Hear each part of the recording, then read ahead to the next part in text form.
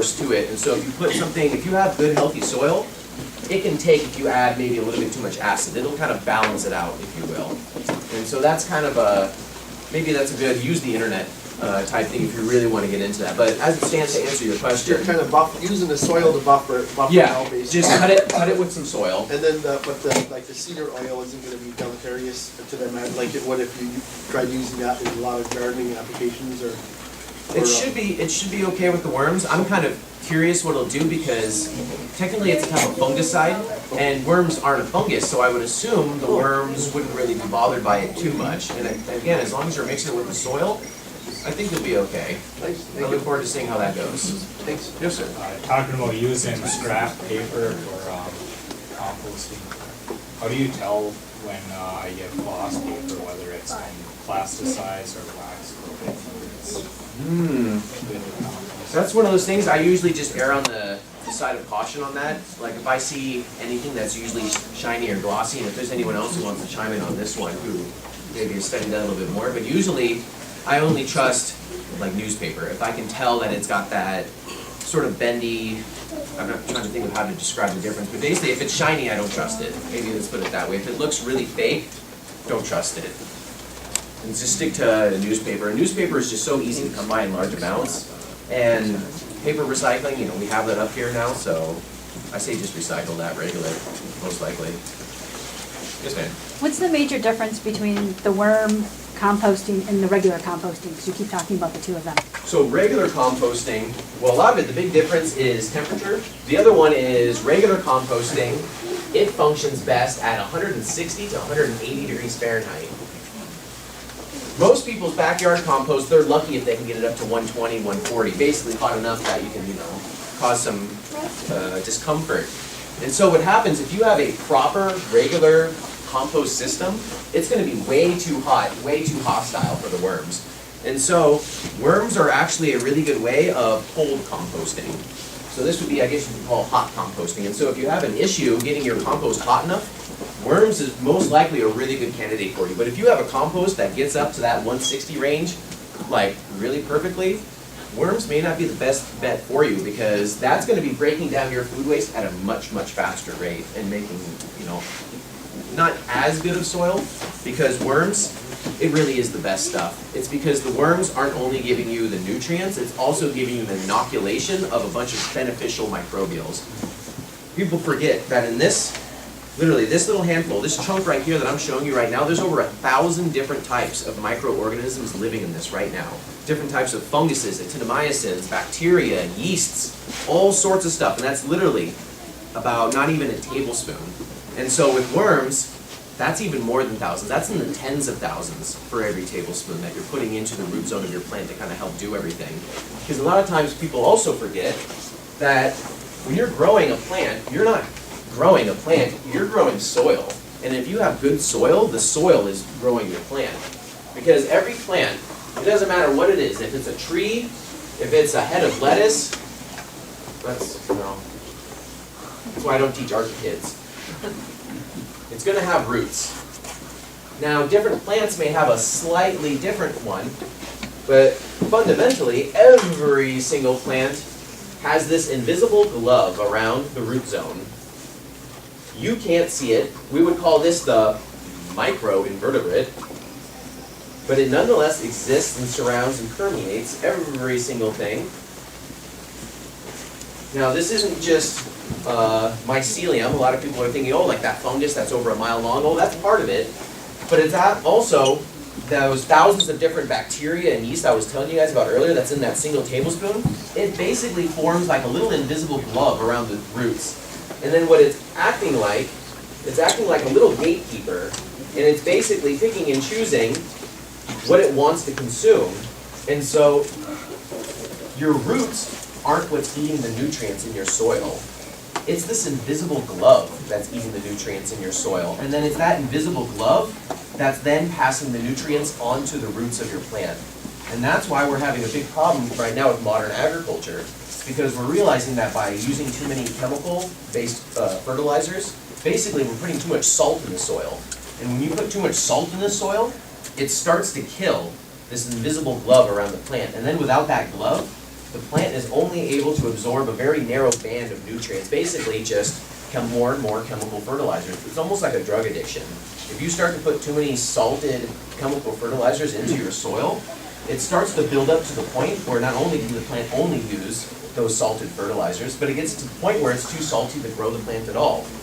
But if you're using good organic material and you're using nice composted soil, and you have a healthy little glove around it right here, well now you're getting everything that's in the soil. You're maximizing everything, because let's say there's some nutrients in that soil that the plant roots aren't able to absorb. The plant may not be able to absorb it, but again, that invisible glove of thousands of different types of bacteria, they can absorb it, and then in doing so, transfer it to this. It's like this mushroom right here. These mushrooms are just not spontaneously sprouting out of the ether.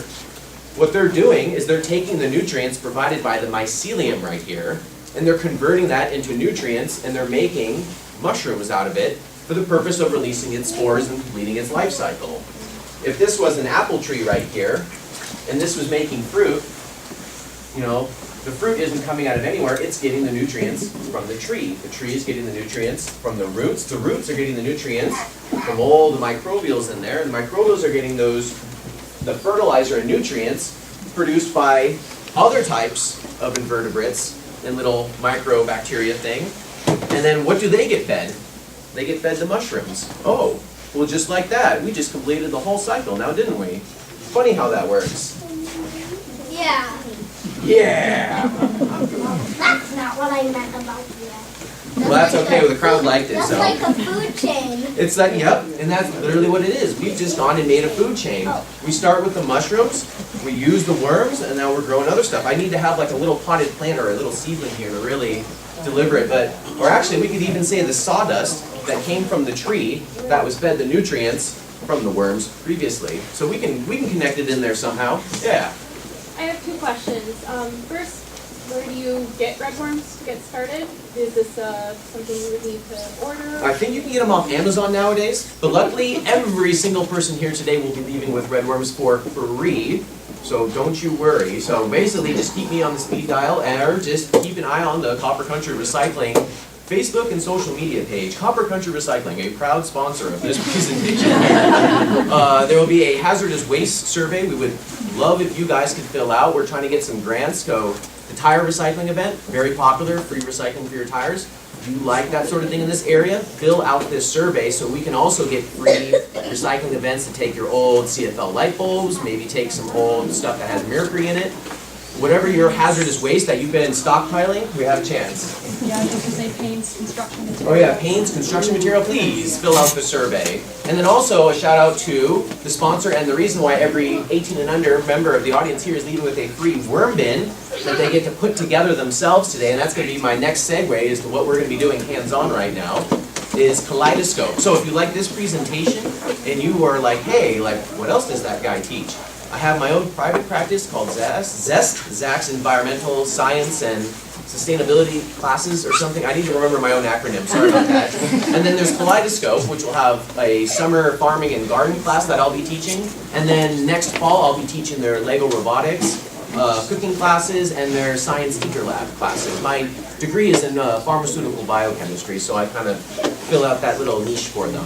So if you want more information on those classes or anything else, just go check out that little table over there. And now for people who want a worm bin, this is how it's going to be. So, you saw me playing with this one. Let's just keep using this as the example.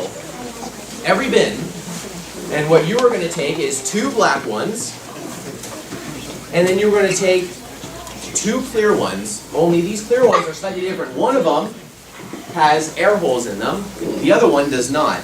The one without air holes is going to be your tray on the bottom to catch any moisture or accidents that may happen while running this thing. The one with the air holes is, well, as you might expect, the one that snaps onto the top. The air holes should be just small enough to keep flies and other larger insects from trying to get in there and lay their eggs while still allowing, air to move.